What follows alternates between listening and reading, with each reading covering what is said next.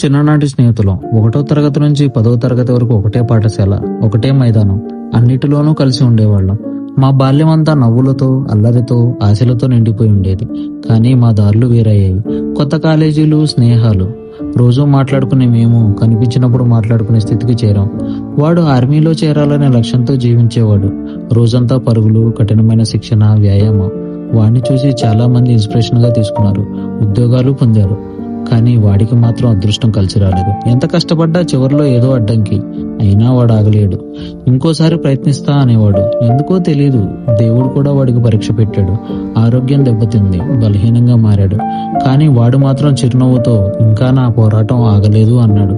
వాడి సంకల్ప బలం ఎలా ఉండేది అంటే చావు కూడా వాడి ముందు నిలబడటానికి భయపడినట్టు ఉండేది. ఒకరోజు వాడు నాకు చెప్పిన మాట ఇంకా గుర్తుంది.